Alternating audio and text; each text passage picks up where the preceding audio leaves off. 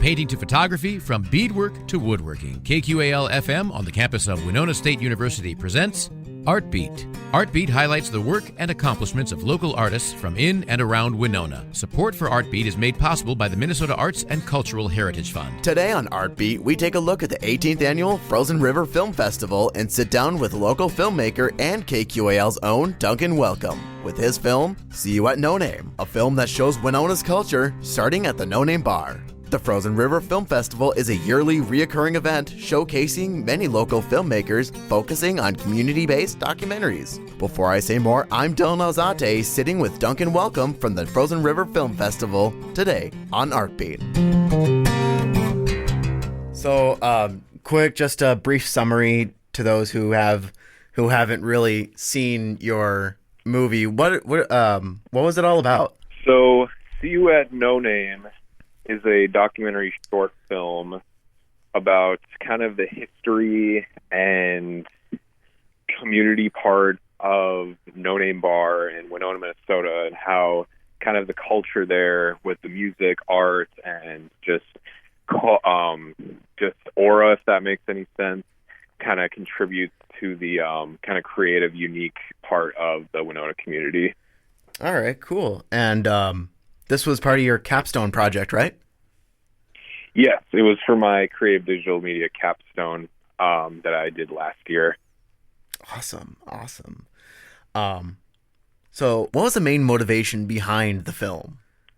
I think my main motivation was that prior to recording this and producing this documentary, I had been going to No Name Bar for entertainment, and I was formerly in a band called Sugar Lads, and we had played there a couple times, and I just loved it so much. It was like my favorite place to go in Winona, and just being kind of like college age and having friends, who like to go out somewhere and hang out on the weekends.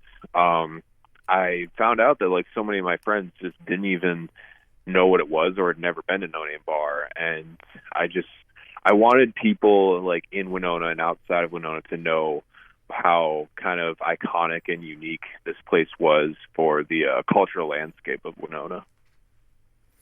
Right, and above all the other bars that are around town, the No Name Bar just stood out.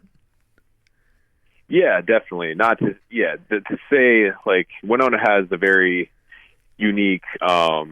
They have a lot of unique bar establishments that are all great, but I guess just being a long time, really big fan of just all different kinds of music and genres of music, and trying to get more immersed into the local music scene, especially in Winona and the surrounding area of the Midwest. I really thought it was cool that that place, No Name Bar, gives a voice for musical artists and bands to kind of like find their passion, or maybe just like expand their audience.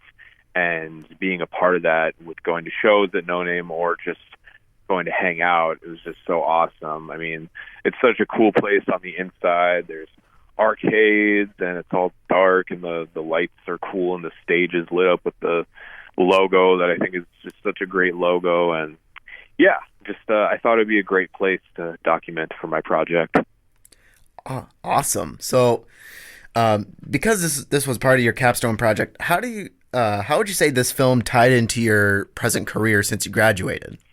So I've always, even before my college career, I've always wanted to just make films, and doing this for my capstone project kind of expanded my passion even more, because when you're in school and making a lot of projects, you can sometimes get writer's block or just like not know what to do for certain things, or maybe even lose your passion a little bit. But since graduating, while I'm not currently working on anything or doing anything directly related to making documentaries at the moment, I'm super interested in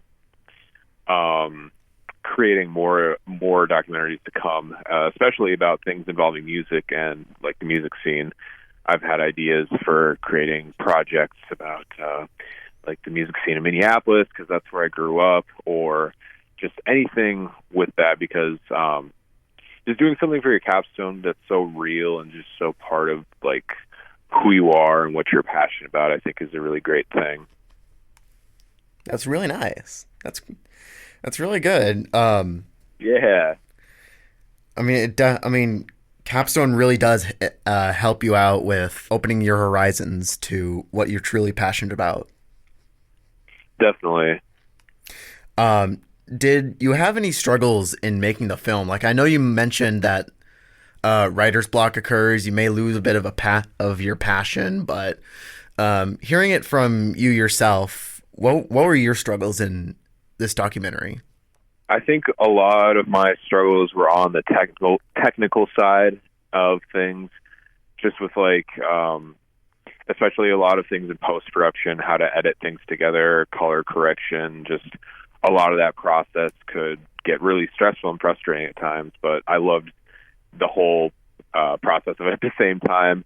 Other things, just like scheduling issues, and there were a couple of times where I missed out on filming footage, either because I was busy or something got canceled. So I think there's one event that I really wanted to do at No Name to get some footage, but it ended up getting canceled. I think that kind of like was a reality check of, you know, how making films, especially documentaries, can go like that, because you might have just one error that can ruin your, like, you getting any footage of a certain thing or a certain event.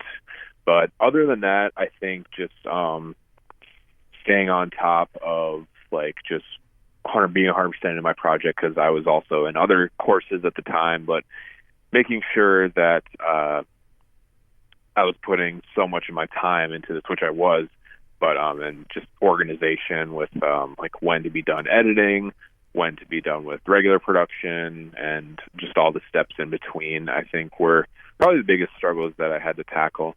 Nice. And flipping it around a bit to the non-struggles, aside from technical issues, what would you say would be your favorite moment within the whole process? I think my favorite moment of everything was just being able to talk to the interviewees and hear just all the great things they had to say about No Name, or on kind of contrasting with that, getting footage of music, like shows at the venue was super cool, because I talked about this at the screening at the film festival, but I think it's interesting because before making this project, I was someone either in the audience, or when I was in the band we played there, I was someone on stage, which were two very cool things within themselves. But when I went to go get footage, I had to, you know, get the crowd, I'd record the patrons and the band as well, and get close-up shots of everything in between. And there were times where I'd be kind of on the sidelines just observing. And when you're doing that, you really see like how the aura of the bar really works, because, you know, band or artist on stage, if there's a show playing, band or artist on stage is doing something crazy, or maybe one of the members is going into a solo, and then the crowd starts dancing, and the crowd's energy is just so there. There's not a single person just like on their phones, or at the very least, like, you know, not engaged with the show, and everyone's just really vibing with it. I think that was really cool, just being a part of that by just filming and watching it go on, to see it happen in the film itself. Right. That's honestly really, really nice. So it's like, not only did you have this peak of interest to capture Winona culture with No Name Bar, but as soon as you started filming, like actually recording at the bar, it gave you more of an eye opener on wow, this energy is just beyond wonderful. Yeah, and it kind of gives you that outside perspective, because obviously before that I had been going to shows, or had played a couple shows there, and was just like one of my favorite places to go. And when you're just a part of that energy, you're not really thinking about it. I mean, maybe you're having a good time, hanging out with some friends, watching a show or whatever, but you're not really thinking about it as an outside like observer into just how vibrant the scene or just a show or just an average night at that place can be. Neat. But because this was a semester-long project, right? Like the whole capstone is just one whole semester. Yes. Was there anything else that you wished you could have added, like things that you wished that could have been there, but you probably didn't have enough time, or things that you could have like refined or tweaked? I would definitely say I think one of the issues I ran into was making sure like the technical side of things were like as good as they could be. So I think if I could go back or if I could tweak anything, or things that I wish I could have changed, probably were just some of the sound I've noticed from rewatching it could be like a little quieter. Some of it could be a little louder, a little more smooth. If that makes any sense, and just other technical things as far as like shot choices and editing choices. But other than that, I think I like how I really love the structure of the whole film with rewatching it as a filmmaker. And the only really things I noticed, I'm like, I wish I could have done something different with that, was just like taking more emphasis and focus into like how a shot looks, how the color and lighting is, and everything like that. But obviously, when a lot of that is just footage of just a show at a venue, like, you can run into problems. A lot of the film actually is just shot on my phone. It was an iPhone XR is what I had at the time. That's what I was using to get most of the footage at the shows of actual bands and artists playing, and then the interviews were done on an actual professional camcorder. But I think I was speaking to someone about the film, and they told me how they kind of liked the perspective of a lot of the shots at the shows being done on a phone, because it kind of gives you that kind of found footage-esque vibe of just like, because if someone's going to a show there, they're going to be recording a song or like the band playing on their phone. Right. So it kind of adds to the atmosphere a little bit, and that really helped me later on when I was like, because I would rewatch and be like, oh, my phone quality looks horrible in this shot, but then it's like, oh, it's kind of part of the atmosphere in a way. Yeah, it really is. I'd say like when people whip out their phones to record things all the time, and the video makes the viewer seem like they're part of the show. So in a way, so in a way, having a phone recording the show, like, even though it's not like professional cameras, it still in a way immerses viewers. Yeah, definitely. And that's kind of like, I realized like that, not that it's like what I was going for right away, but just looking back on it, I like how that kind of adds to it. It was like a happy little accident, like Bob Ross. Yeah, exactly. Happy little accident. Well, that's amazing. So with this capstone project, what interested you in submitting it into the Frozen River Film Fest? So that's actually a great question. I have an interesting story about that.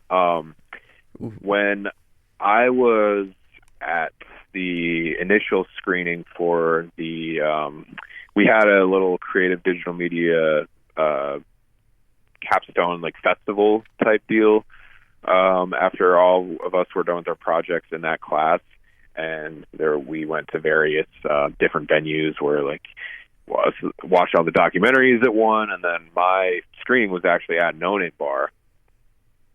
So a lot of people, classmates and friends and family, were able to come out to that. And at that screening, after the film played, someone walked up to me and said they really liked the film. And it was actually, I feel so bad I think his name is Daryl. Whoever is the one who is like one of the people that chooses the actual films to be in the festival, or like scouts, does scouting for like films to be in that Frozen River Film Festival. And he's like, "Hi, I'm with the Frozen River Film Festival." And immediately I was like, "Oh my God," just kind of starstruck. I was like, "What?" But he basically told me that he wanted this film to be in the festival, which I just felt very, very honored and thankful for. So I submitted the film, and it ended up getting selected. Well, that's awesome. Like you didn't really know that you were getting scouted by the festival themselves. Yeah, and I just wasn't expecting anything like that to happen, and I had never even thought about film festivals at that point, because I was like, "Oh, it's just my student project, my capstone." But it felt really awesome that someone was seeing plenty of amazing documentaries from around the world. Because to my knowledge, Frozen River is it's a documentary film festival, mainly documentary. And he saw mine and thought, this should be in the festival. And I thought that was really cool because, obviously it's a really amazing film festival that brings in so many passionate filmmakers from around the world. And being a part of that was really great. Yeah, well, it really fits in with all the documentary-esque films, like with the roller skating, Minnesota Mean, the Healthy Lake Winona. It really ties in. Yeah, it felt really cool to for a festival that's in Winona to feature a subject that's a part of the town in a way. Well, that's awesome. Duncan, do you have anything else that you'd like to add before we head off? I can't think of anything right now. I just wanted to say thank you to you. Obviously, thank you for doing this interview, Dylan. It's been great. Thank you to KQAL. I love 89.5 KQAL. Feels like I'm back in the radio. And yeah, for Frozen River Film Festival was great, and it was such a great experience. And meeting so many passionate people involved with the festival, and filmmakers alike, and volunteers and everything was super cool. But yeah, that's about all I have. All right. Well, thank you so much for joining us. Thank you, Dylan. I appreciate it. A huge thanks to Duncan Wellcome, as well as the organizers of the Frozen River Film Festival, for making this episode possible. To check out more of the event itself, check out their website at frff.org. To check out more of Duncan's work and even check out his documentary film, check out his YouTube channel at Duncan Wellcome. That's WELLCOME. I'm Dylan Alzate, and for more conversations on art, tune into Artbeat Tuesdays at 12:30 right here on 89.5 KQAL. For podcasts on Artbeat and other KQAL original programming, go to kqal.org. Artbeat is written and produced by KQAL FM on the campus of Winona State University. Visit us on the web at kqal.org.